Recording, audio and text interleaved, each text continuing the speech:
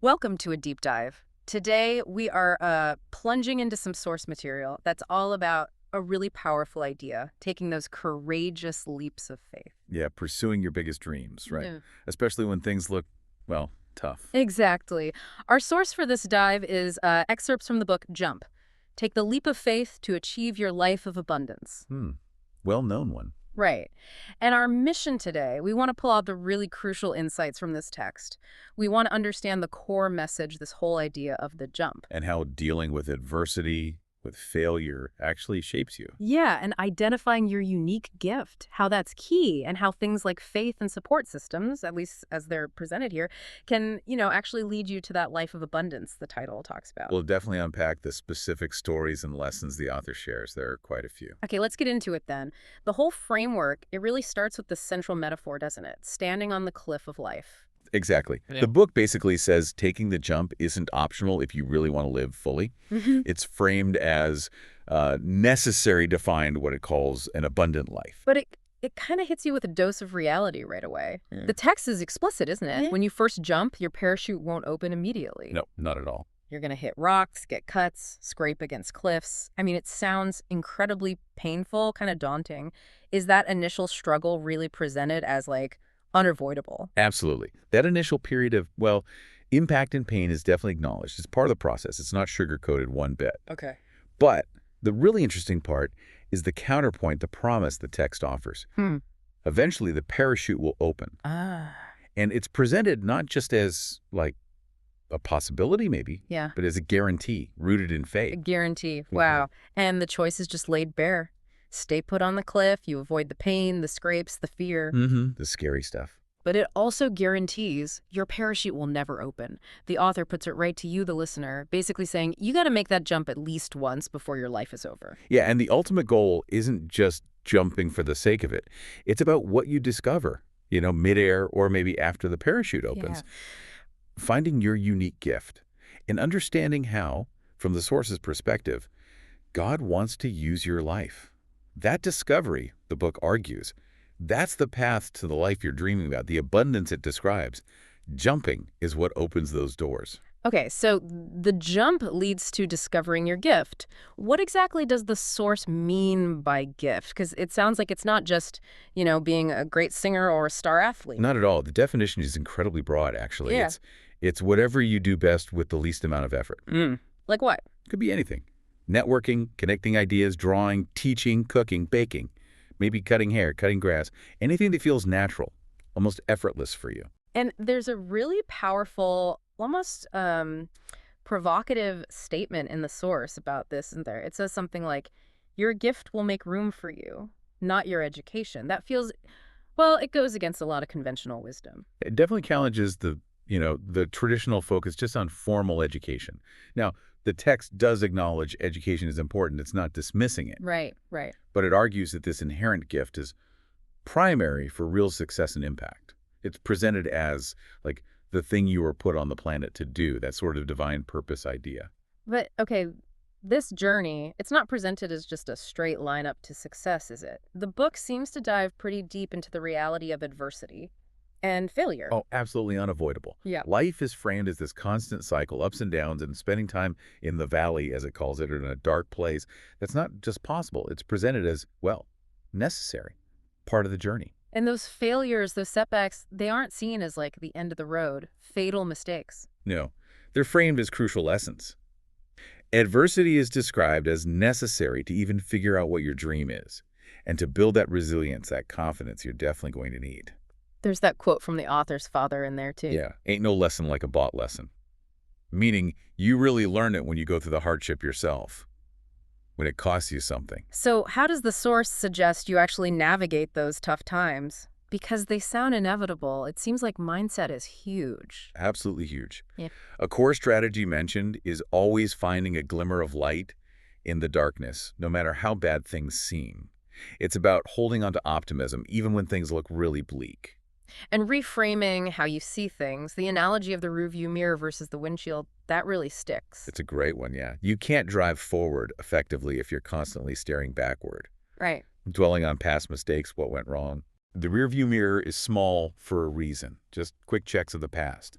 Your windshield, That's big, expansive. That's for looking forward, for the big dreams you're heading towards. It's all about where you choose to focus your energy. It completely flips the script, doesn't it? Adversity isn't happening to you. But for you. Yeah. Exactly. It's framed as this opportunity to really see who you are under pressure and then to rise above it. Okay. And the source is really clear. No single mistake, like, bankrupts you for life. Failure is just an experience that's over. It's not who you are. Right. It boils down to that powerful idea. Maybe only 10% of the situation is what actually happened. The other 90%. That's all about what you do about it, how you respond. That's incredibly empowering, actually. It puts the control back in your hands. And the source ties us back to faith, too, right? This idea that God can take your mistakes, your failures, and somehow repurpose them for your ultimate good. Yes, that you don't have to keep carrying the weight of past failures forever. They can be redeemed, essentially. Exactly. So the author shares some really raw, personal stories to illustrate these early jumps. Flunking out of Kent State, that's a big one early on. Oh, yeah, that's presented as a major early failure.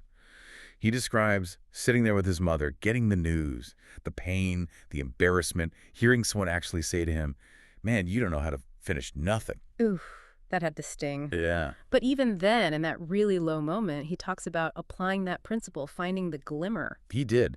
Recognizing, okay, I still have a roof over my head, I have supportive parents, but maybe more importantly, the realization that college wasn't actually his dream. It wasn't connected to what he really wanted, which is to be on television. And then something unexpected happens right after that low point. Totally unexpected.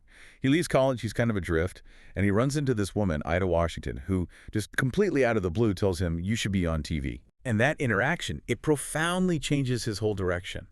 It's a powerful example in the source of how sometimes things we see as major setbacks are actually maybe God clearing a path or teaching an unexpected lesson. So after that experience, he takes another kind of jump, right? Into a job at Ford Motor Company.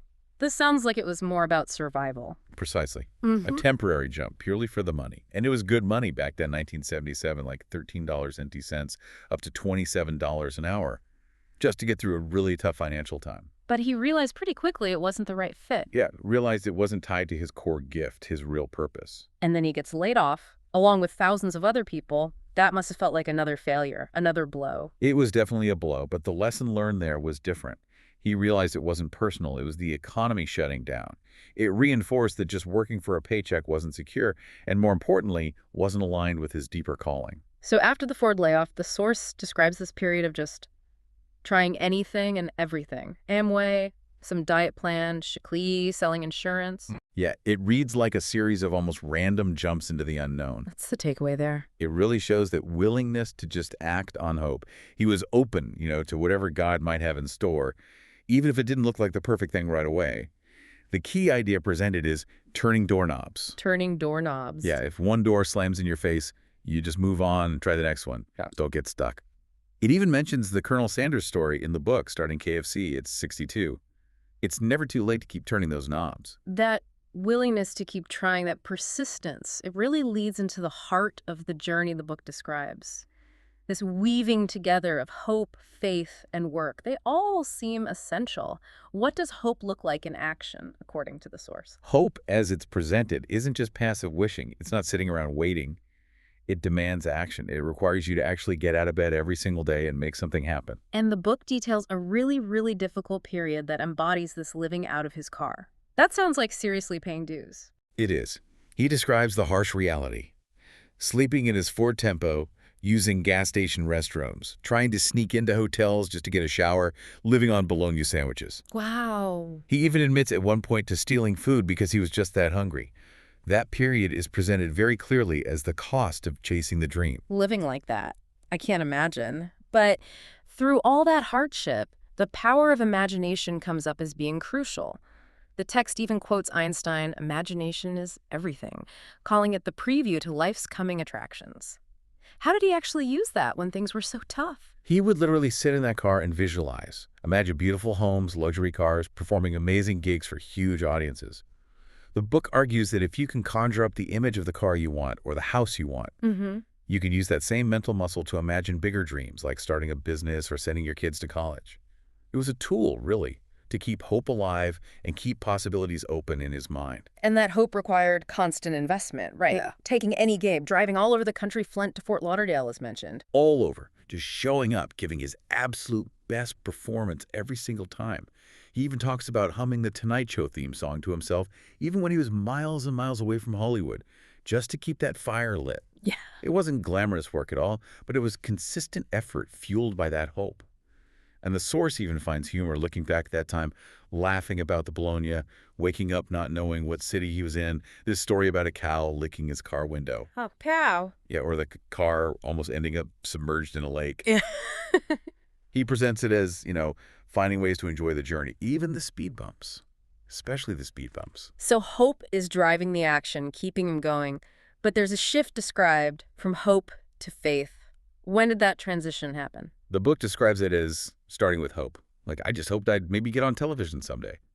But as opportunities started getting closer, as doors began to actually crack open a bit, Okay. hope started to transform into faith, a deeper, more rooted belief that the dream could become reality, that it was becoming reality. But the source is really clear that faith isn't enough by itself, right? It brings in scripture at this point. Exactly. It specifically cites James 2.14.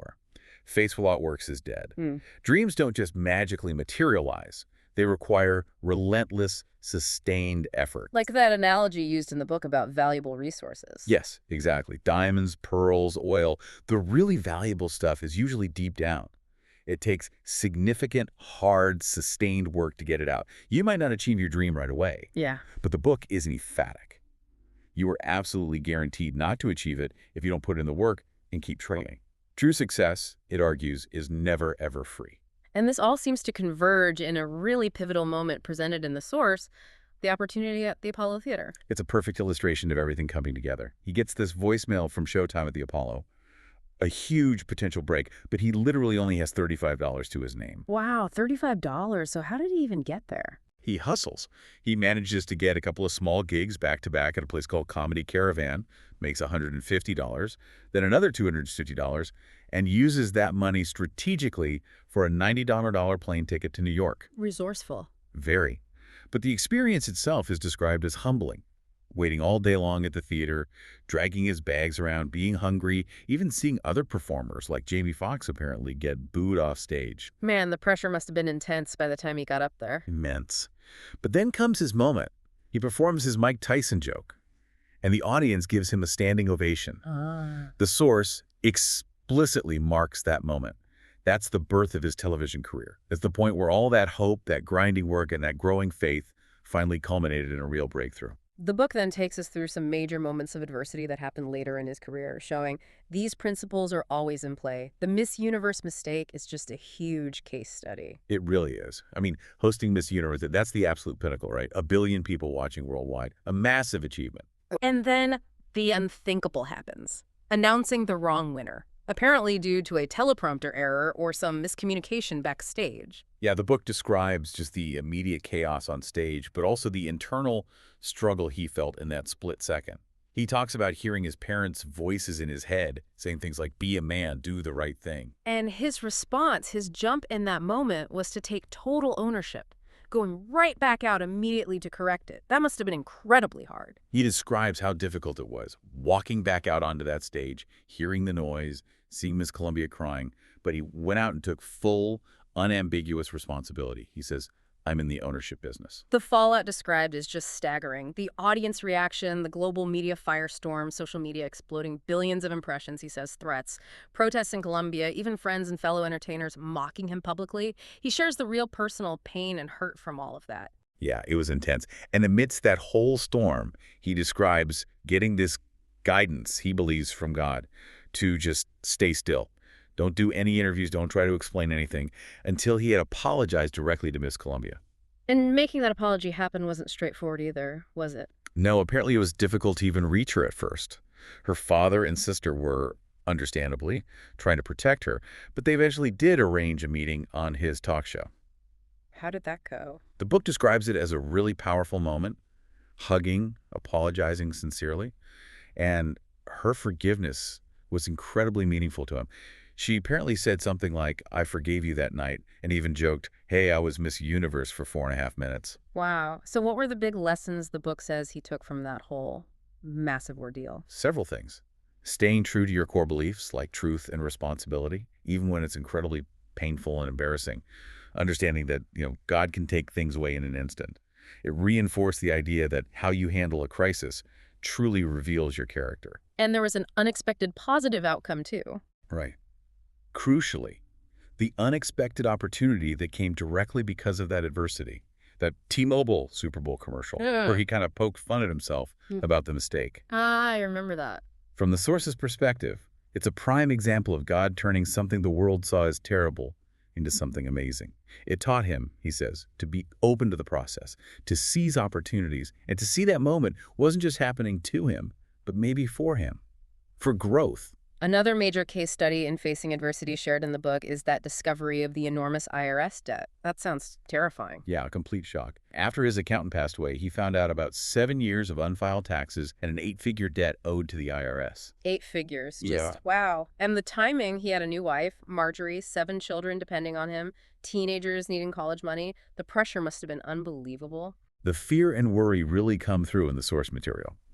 He describes living in a constant nightmare of concern, always watching the front gate, worrying the sheriff would show up, fearing they'd take everything.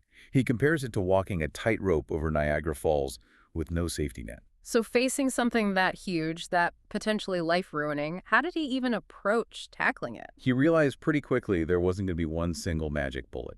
Mhm. It required what he calls a shotgun approach, Meaning? taking every single gig that came his way. Book deals, game shows, stand-up comedy tours, anything. He describes just hustling relentlessly, working himself raggedy rag, as he puts it, even taking lower pay sometimes just to stack and pack the money needed to make those huge payments. And during that intense period, he was leaning heavily on his faith and the principles he'd learned along the way. Absolutely. He describes his head being bloody but unbowed, remembering scriptures about walking through rivers and fire, applying those core principles. Yeah. Never give up, keep the faith, don't let anyone outwork you, really believing deep down that he would get through it, despite how daunting those payments were. And eventually, he found a path to resolving that massive debt. Yes. Ultimately, he was able to sell 49% of his radio company, and that influx of capital allowed him to finally pay off the entire 8-figure IRS debt.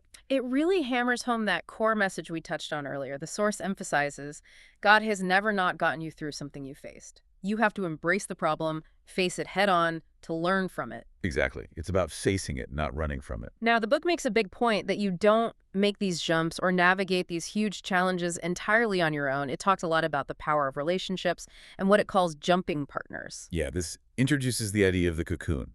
Intentionally surrounding yourself with people, family, close friends who have vision, who offer positive outlooks, who focus on solutions. And avoiding the opposite kind of people. Right. Avoiding those who only focus on why something won't work, or who just dwell on the negative, the problems. An essential relationship highlighted throughout this part of the book is with Marjorie, his wife. He shares that story of meeting her really early on, even declaring way back then he'd marry her someday. Yes, it's quite a story. Spotted her in the audience at a comedy club, told his friends that very night, "I'm going to marry that woman." They became friends, dated kind of on and off during that really rough period when he was struggling living in his car. But he didn't feel ready then. No, he says he didn't feel ready, felt like he had nothing substantial to offer her back then. But they reconnected later on. Yes, years later, after he'd gone through a divorce, his bodyguard apparently pointed out that Marjorie was the one, the key to his happiness. So despite feeling maybe unworthy or like the timing still wasn't perfect, he decided to take another jump, swallowed his pride, reached out to her. And things moved quickly, though. Very quickly. They reunited and got serious almost immediately. The book really paints Marjorie as his ideal jumping partner. What specific qualities made her so crucial, according to the source? Well, first, unconditional love. She loved him even way back when he was just starting out, making hardly any money, though he emphasizes that being able to provide for her was always important to him. Okay. She brought, he says, peace of mind, emotional space, structure, open communication. And crucially, she didn't try to talk him out of taking these big leaps of faith. She grabbed his hand and jumped with him. Her faith in him was apparently unwavering. Her influence seems to go beyond just the personal support, too, based on the text. It does. The book talks about how she broadened his horizons, encouraged travel, even helped refine his personal style. He mentions changing his wardrobe from what he calls pimp suits to looks that were ready for primetime television. He describes her unconditional love and trust as being priceless, worth more than billions. Bringing their families together sounds like it was another significant jump in itself, wasn't it? Blending 7 children. Oh yeah, definitely presented as a challenge. He mentions initial resistance from some of the kids. But Marjorie's wisdom was key there. She recognized that blended families often start from a place of brokenness, and she made it absolutely clear from the start everyone was included. No hers or mine, only ours. That's powerful. And her role in providing a stable home environment and structure was vital. Hugely vital. The source highlights her impact on his son Winton, helping him dramatically improve in school, and also how she served as a crucial role model for their daughters, teaching them about self-worth, how to be a prize, a lady. He emphasizes his own commitment to treating Marjorie with the highest respect, specifically as an example to his daughters of how a man should treat a woman.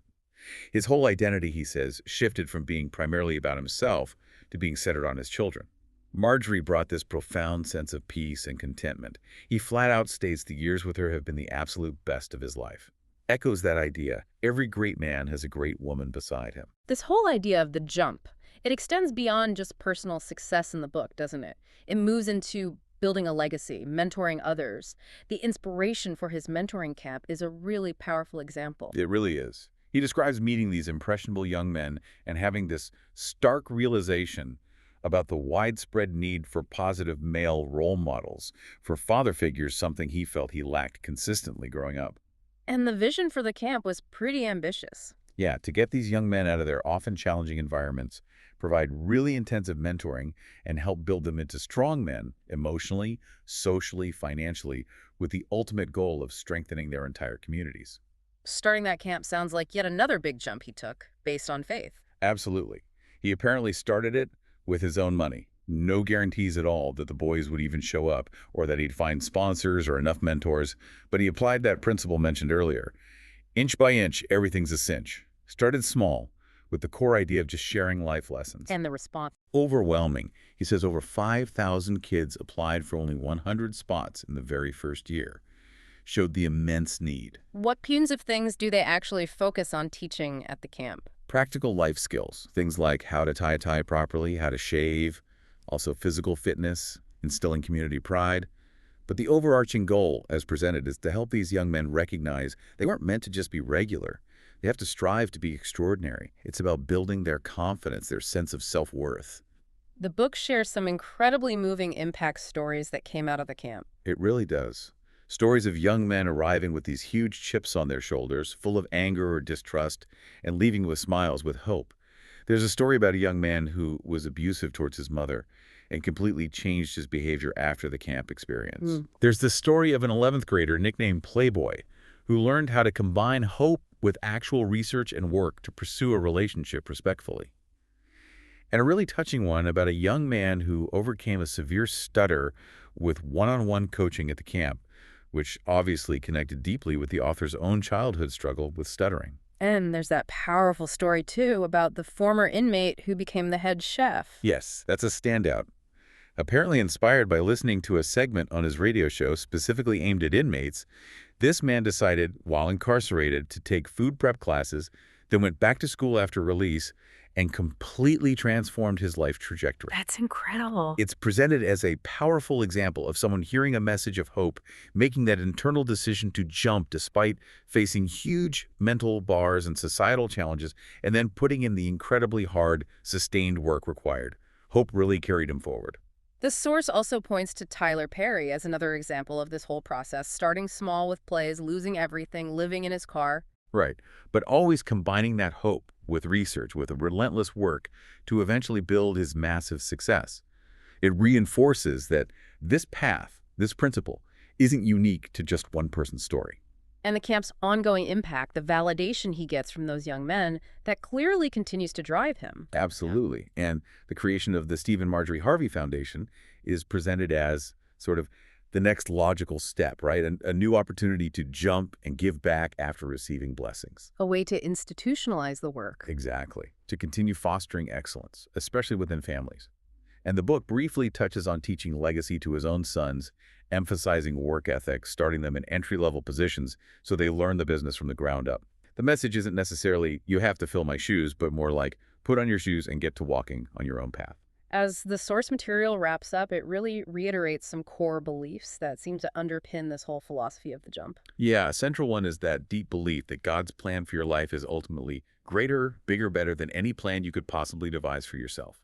And the assurance, the faith, that you'll never be put through more than you can actually handle. Right. Or at least nothing that, from the source's faith perspective, God won't see you through. You won't face it alone. The poem Don't Quit is included near the end too, isn't it? Yes, with that really key line, rest if you must, but don't you quit. Acknowledging the journey is hard, you might need breaks, but perseverance is non-negotiable. And finally, the book expresses just profound gratitude to family, to collaborators, and ultimately to God for the gift itself and for putting this whole idea of the jump into his imagination in the first place. Yeah, a strong sense of gratitude comes through. So we've taken a really deep dive into this source material today, exploring this transformative idea of embracing the jump, those moments of courageous faith that seem required to move decisively towards your dreams, towards your purpose. We've definitely seen how setbacks, in this view, aren't final defeats, but necessary lessons. How crucial it is to identify and then actually use your unique gift, and how essential hope, consistent hard work, and supportive relationships are on that journey.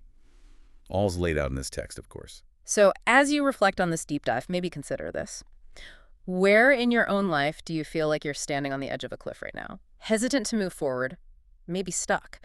What is one small jump, doesn't have to be huge, but one small jump you could take today, right now, putting your hope into some kind of action, committing to the work, even if you can't see exactly where you'll land? That's a great thought to leave people with. Thank you for joining us for this deep dive.